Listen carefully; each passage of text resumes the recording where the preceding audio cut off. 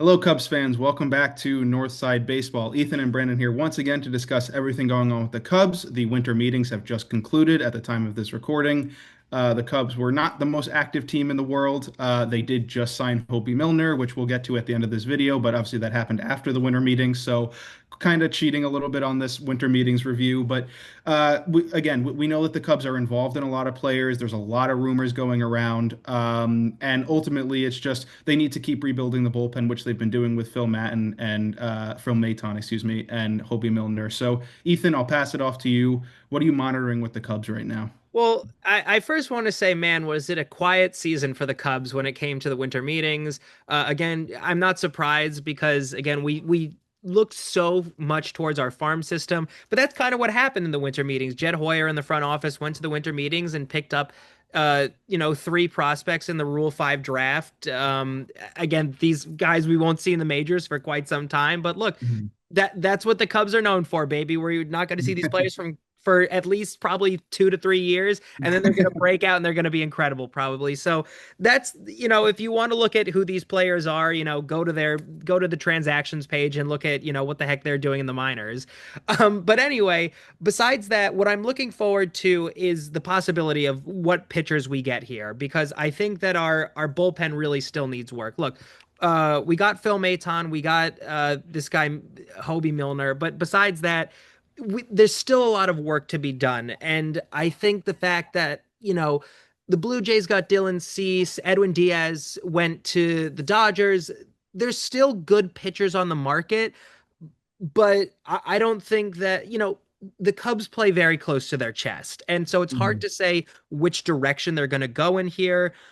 The other thing that I'd like to kind of really focus on is we could use one more person on our bench, and it might be a controversial take, but I think it's a rumor that's been going around a little bit. We could maybe take Alex Bregman. He was with the Red Sox for a year. He didn't have an amazing season with them, but I think to having Alex Bregman go from the Red Sox to being a power hitting threat in Chicago would change the trajectory of Chicago entirely. So Brandon, I love your thoughts on Alex Bregman, and I also love your thoughts on a possible free agent, a pitching free agent going to Chicago. What are your thoughts on those two things? Yeah, I mean, I'll obviously note that if the Cubs sign Alex Bregman, he would start, and then probably Matt Shaw would be on the bench. But either way, it would upgrade the team overall. And so, yeah, I mean, I think, the Cubs were in on Alex Bregman last winter. We know that they're in on him now. I think it would be an interesting sort of decision after Matt Shaw's rookie season, which I was super down on. Some other people were much higher on.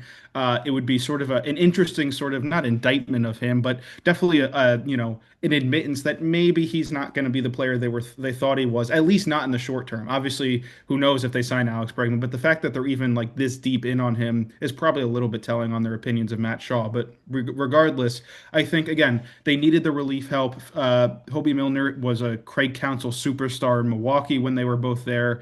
He's got a sidearm lefty release. He's very funky reliever, which we know the Cubs love. So he makes a ton of sense. There's really no surprise on that front. It's just, a lot of the best closers are off the market. Edwin Diaz has signed, Robert Suarez has signed, Ryan Helsley went to your Orioles.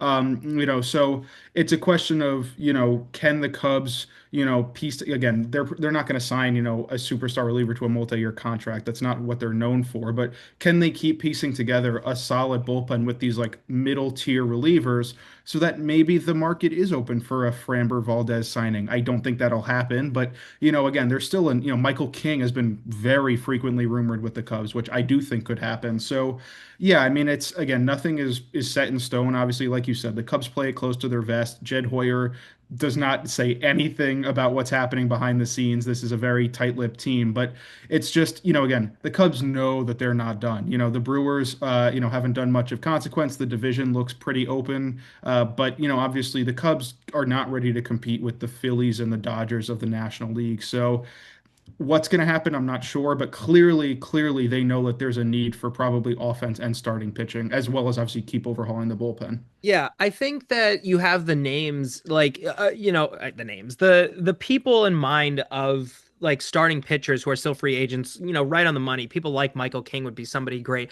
I don't think we have the budget for people like Scuball or somebody.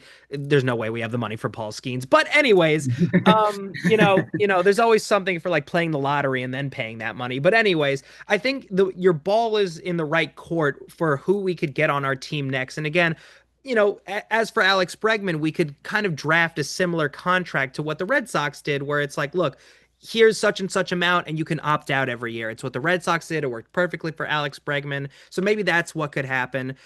And again, I think the other thing that's nice is, again, we picked up these three prospects that we're not going to see for a while.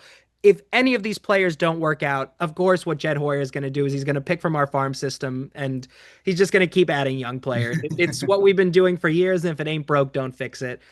Some people would argue differently because we haven't made it to the World Series in a while, but that's a conversation for another day.